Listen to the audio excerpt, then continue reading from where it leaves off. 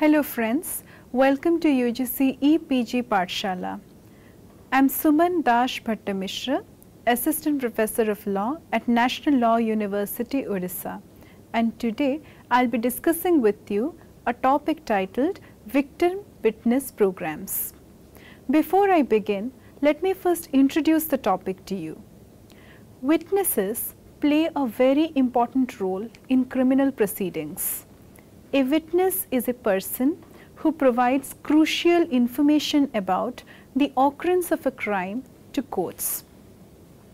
A witness may have first-hand information about a crime, and on other occasions he or she may have watched the commission of the crime by being present on the scene.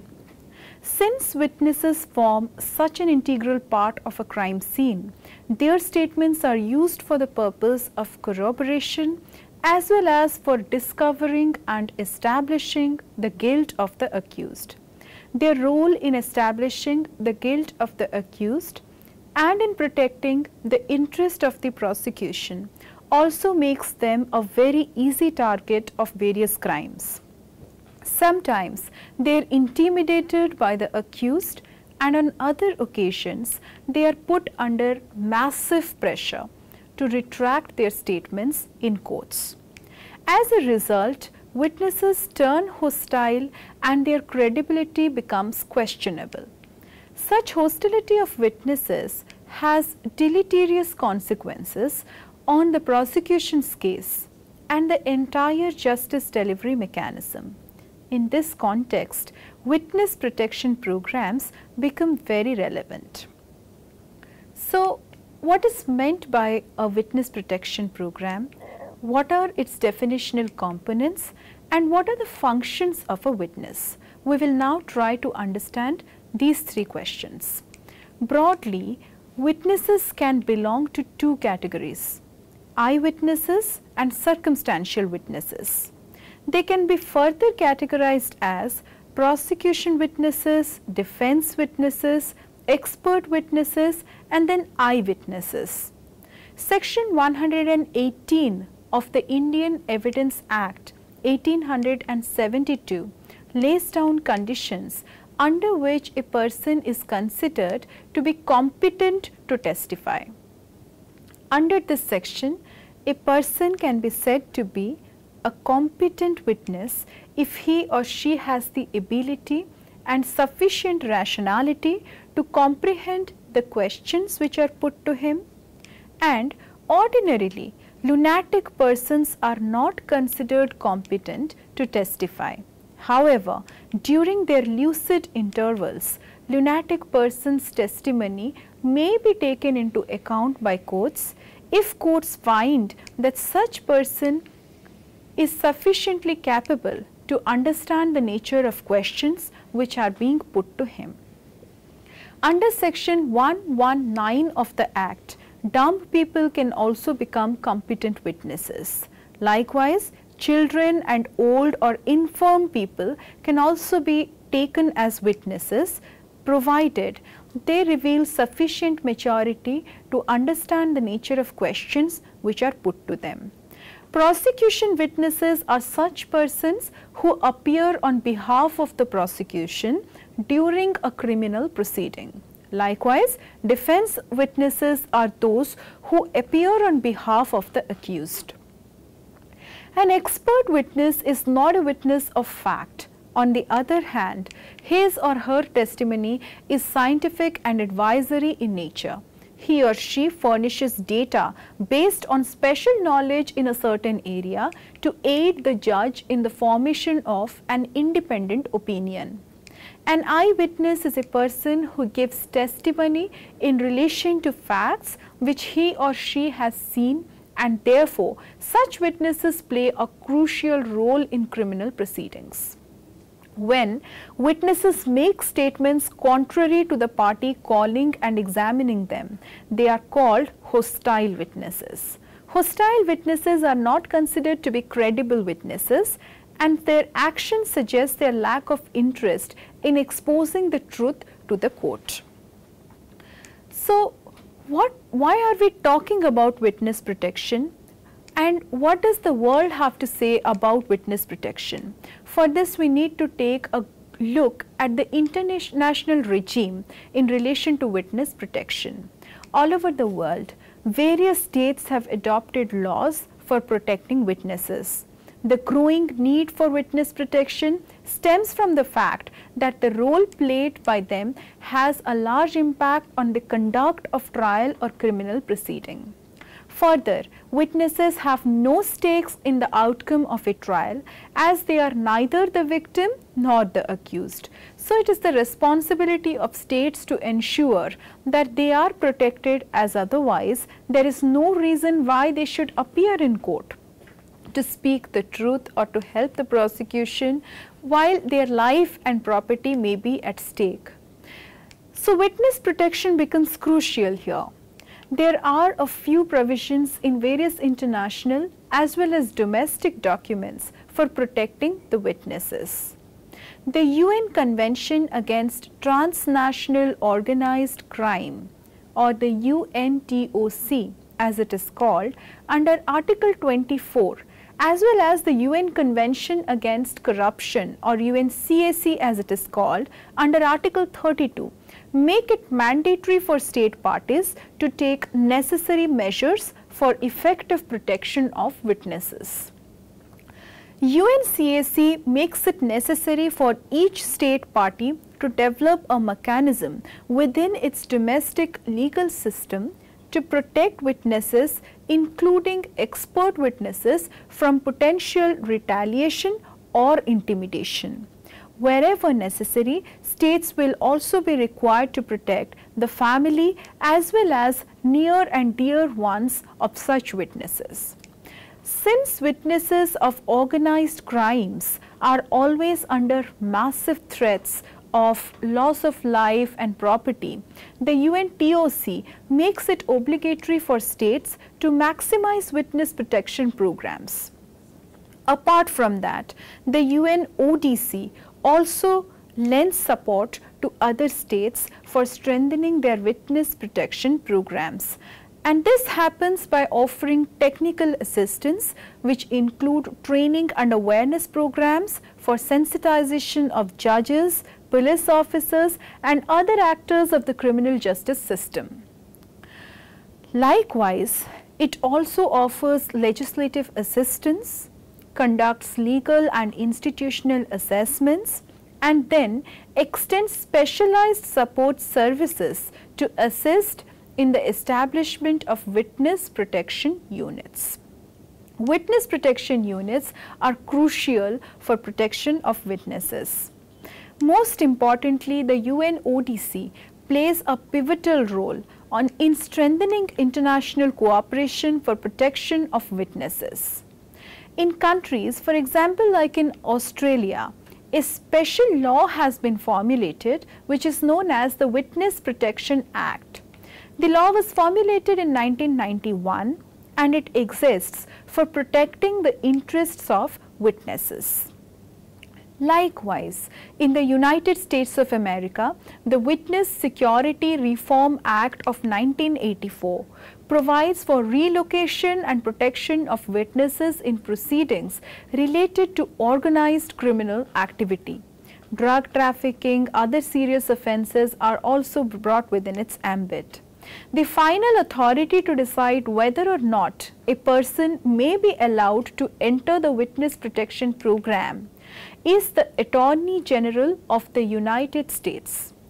Three primary organizations play a very important role in maintaining witness protection programs in the United States. They are: number 1, the US Marshal Services, number 2, the US Department of Justice, and then the Federal Bureau of Prisons. The US Marshal Services ensure safety and security of witnesses. The US Department of Justice authorizes admission of witnesses into the program, and the Federal Bureau of Prisons maintains the custody of witnesses who are in prison. In the United Kingdom, the Criminal Justice and Public Order Act was passed in 1994. This act makes provision for punishing those persons who intimidate witnesses. The Director of Prosecutions is in charge of administering the Witness Protection Program in the United Kingdom. Likewise, in Germany, the Witness Protection Act was enacted in 1988. Under this act, the primary focus is on utilization of video technology to examine an endangered witness as well as to completely secure personal information of such witnesses. Now that we took a look at witness protection programs and laws across different countries in the globe, let us take a look at what happens in India in relation to protection of witnesses. Now, the 14th Law Commission report highlighted the problems faced by witnesses in attending criminal proceedings. Likewise, the 154th Law Commission report emphasized on the need for protection of witnesses appearing for the prosecution, as they are always at the risk of incurring injury from accused persons who may be hardcore criminals on most occasions. The Law Commission stated that it is necessary for the central or state government to formulate laws to meet the problems of witnesses. Likewise, the 178th Law Commission report emphasizes that statements of witnesses have to be recorded in the presence of magistrates. Likewise, the 198th report makes provisions for a detailed framework for witness identity and witness protection programs. Indian laws also make some provisions for protection of witnesses. The Code of Criminal Procedure, for instance, makes provisions for in-camera proceedings for some offences. Chapter 9 of the Indian Evidence Act of 1872 contains a plethora of laws relating to witnesses. Section 118 to 134 contain provisions regarding various aspects of witnesses. Section 151, 152 of the Indian Evidence Act protect witnesses from being asked questions which may be scandalous, insulting, annoying, or indecent. Further, the Act also provides that accused persons are restrained to approach witnesses or tamper evidence when released from court on bail. Some special laws like the National Investigation Agency Act of 2008 provide that if the witness or the public prosecutor makes an application on the basis of which the special court is satisfied that the life of such witness is in danger, it may take appropriate measures to keep the identity of such witness a secret. Contravention of such decision shall lead to the imprisonment for a term that may extend to 3 years and may even be accompanied by fine.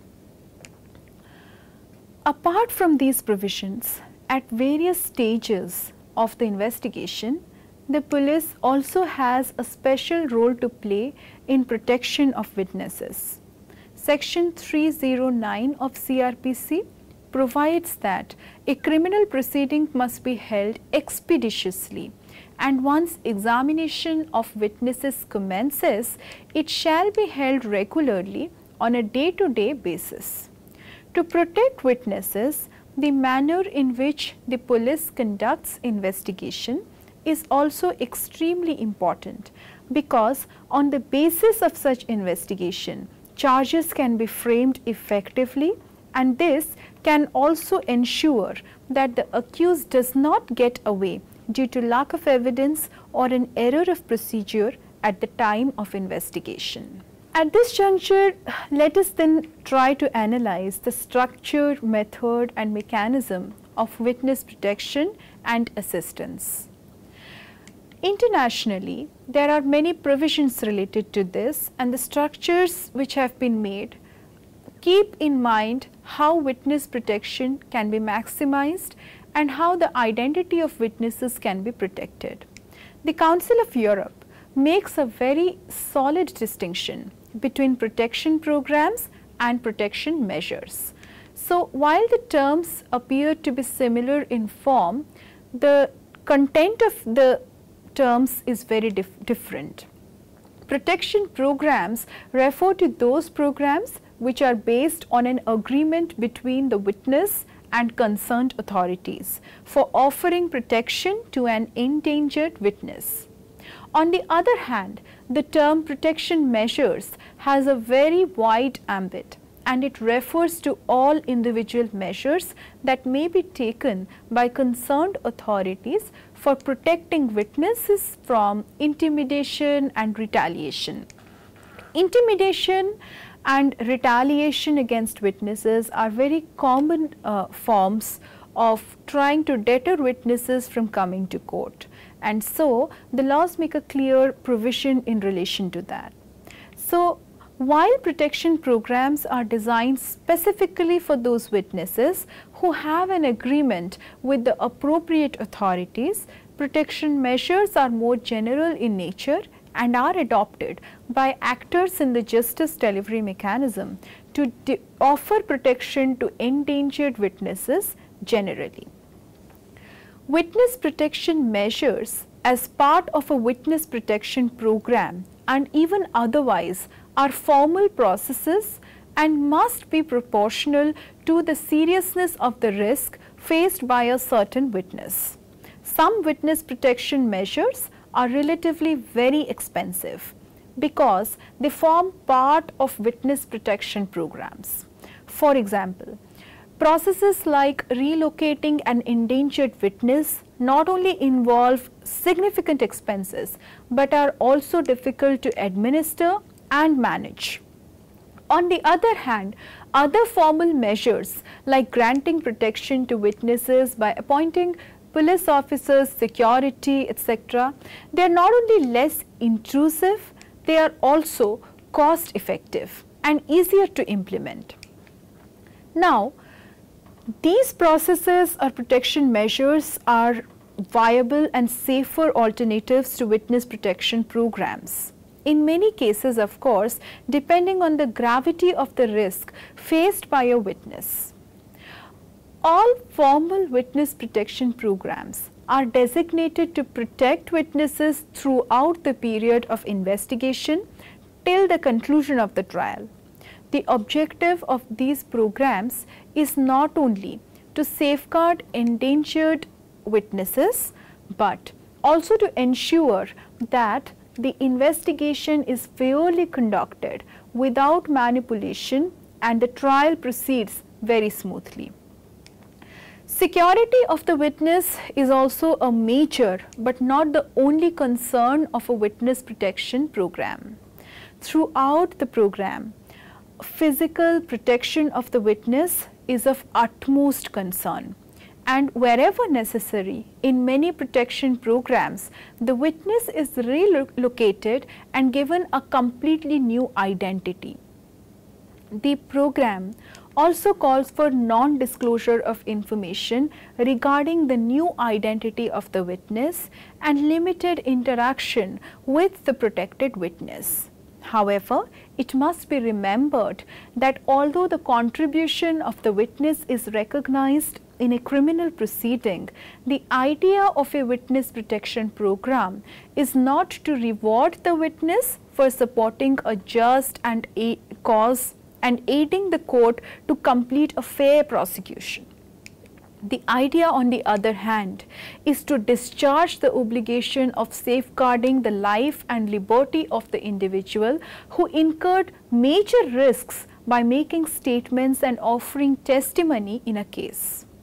An understanding of this aspect is necessary to ensure that not every witness is enrolled in a witness protection program, and only such witnesses are made part of it who are in grave risk owing to the participation in a criminal proceeding.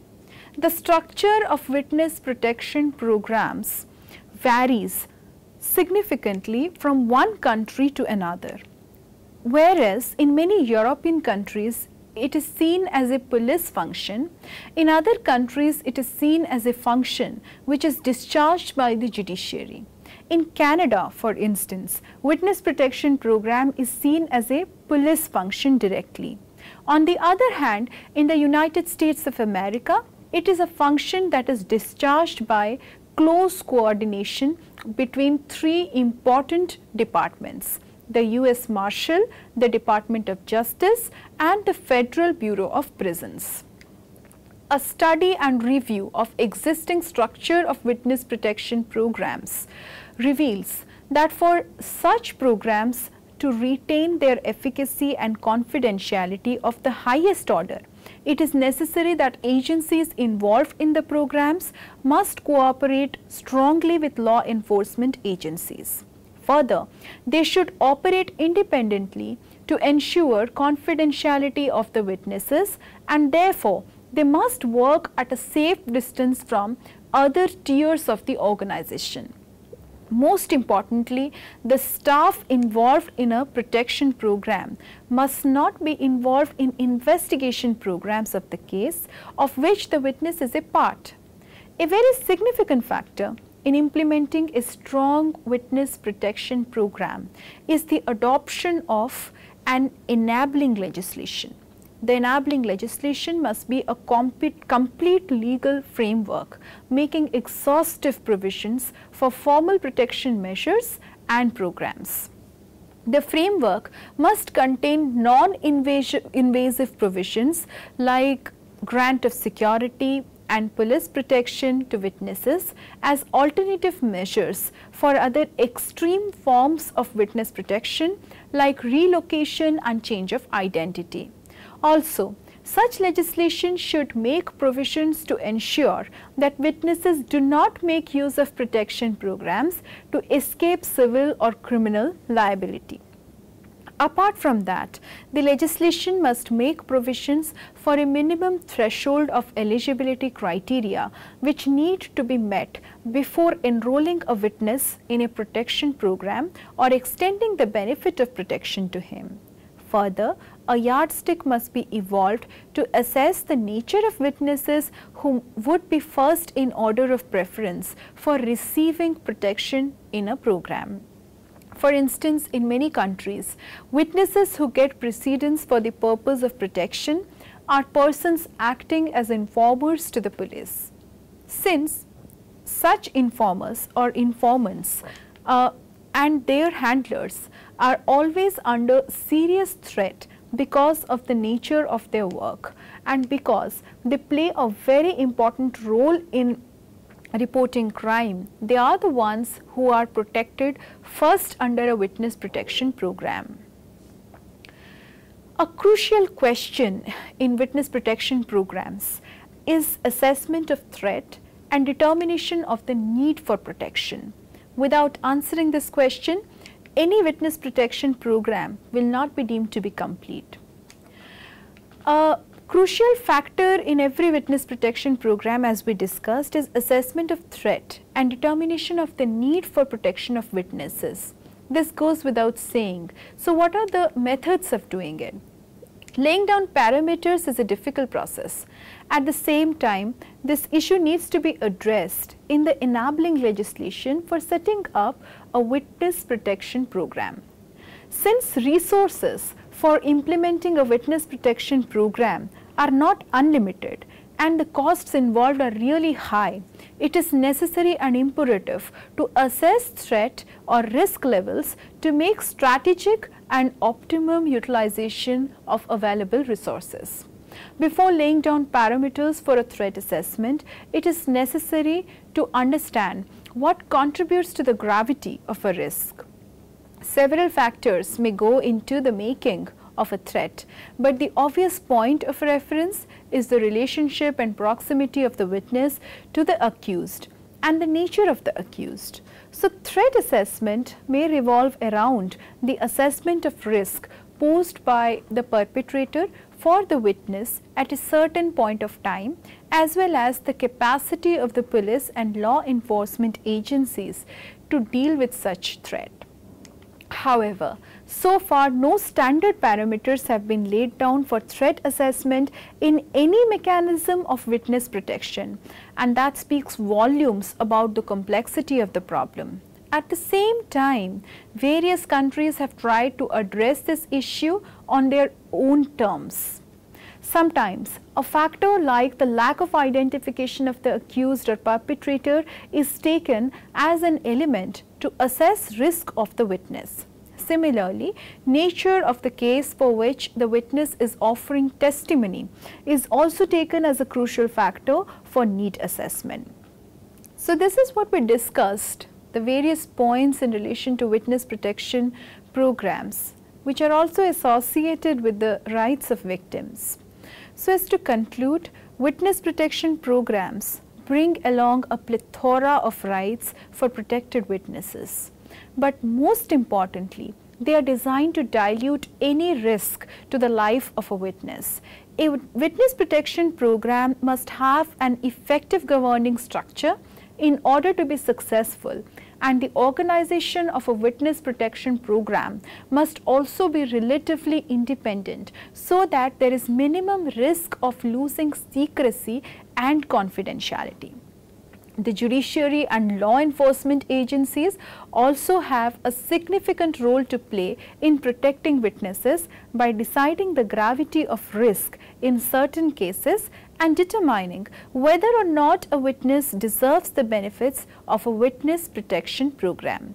While several countries all over the world have made several efforts for protecting witnesses, in India, this concept is still at a nascent stage. The beginning may be made by adopting a strong enabling legislation that creates an exhaustive framework for protecting witnesses. A positive outcome of this step will be a fair and expeditious disposal of those cases which take years to reach a conclusion only because of a series of witnesses turning hostile. So, to summarize, witness protection programs intend to protect the interests of witnesses who face risks to life or property because of their participation in a criminal proceeding. In India, the Code of Criminal Procedure and the Indian Evidence Act make very limited provisions for protecting the rights and interests of witnesses. Witness protection programs are different from witness protection measures in a very significant way. For a strong witness protection program, it is necessary to have a strong enabling legislation. Before enrolling a witness in a protection program, it is necessary to assess the threat or risk to the life of the witness. A witness protection program, in order to be successful, must have an independent governing mechanism. So, this is what I had to discuss today with you in relation to victim witness protection programs. I hope you learnt well. See you again later. Thank you. Bye.